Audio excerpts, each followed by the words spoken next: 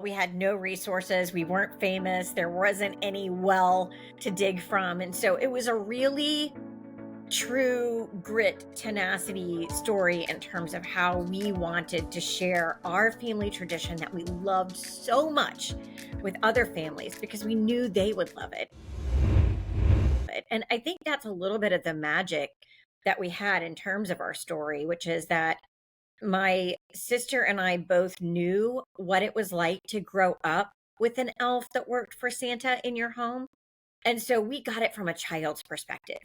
Instead of what can be at times the jaded adult mentality with a million things going on and it's the holidays, we were able to see it from that perspective. And it was just so magical. It was the favorite part of the holidays. So, from that perspective, yes, I ultimately thought when families get this in their home, if they'll get it in their home, if they'll just take a chance on it, those kids will experience it the same way that we did. What I didn't anticipate was the rise of social media and the speed at which all of it would explode. Yeah, I was actually going to ask you about that because there's this whole community dedicated to inspiration and ideas for the elf, like Facebook groups, Pinterest boards, YouTube channels.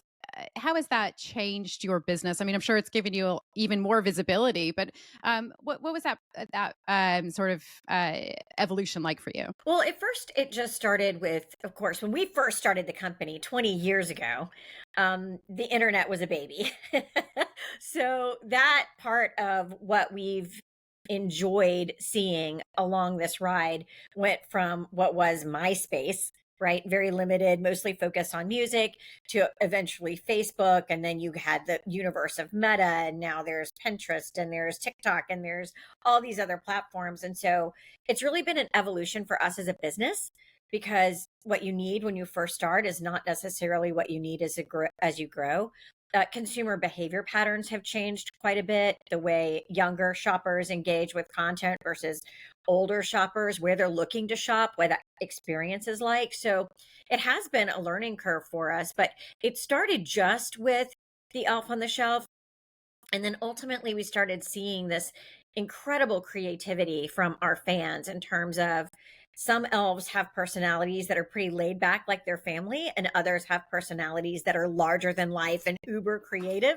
And so we were really starting to see that metamorphosis of family experience. Retail has changed fundamentally, I'd say, since you started 20 years ago, much more digital. But I guess in some ways, as we move more of our lives online and as things like AI play a bigger role in our lives, I personally feel that this reinforces the need for more memorable experiences, those kind of analog experiences, traditions like Elf on the Shelf. So I'd love to get your take on this, Krista. How important is emotional connection these days? And how are you evolving to stay relevant to shoppers? Yeah, I think there's two components to that question. The first is that we are authentic, right? The elf on the shelf is the elf on the shelf is the elf on the shelf. It doesn't have a lot of fancy widgetry.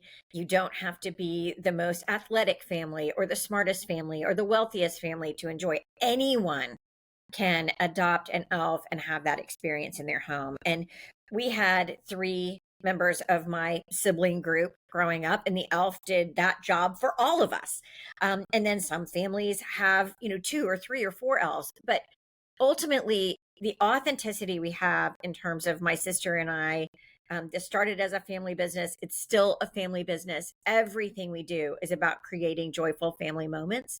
We're not in this for some reason other than legacy and to share this moment we had growing up with the world. And so I think there's an authenticity component.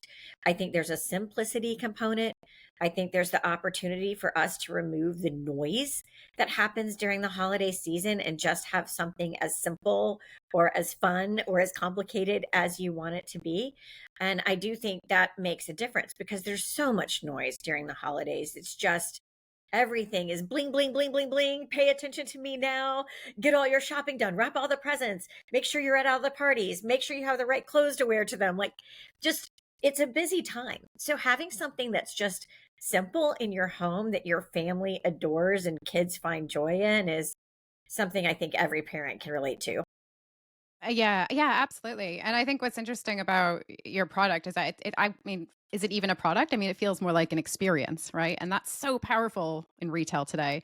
And also to your point around simplicity and the fact that I imagine you don't have that many competitors because you know what you do is so differentiated. And that as well, I think, is such an important lesson for retailers to offer something that really stands out. And so, yeah, interesting to see how you know you're combining all those things: authenticity, storytelling, and ultimately, I guess it's about building trust and connection with your audience.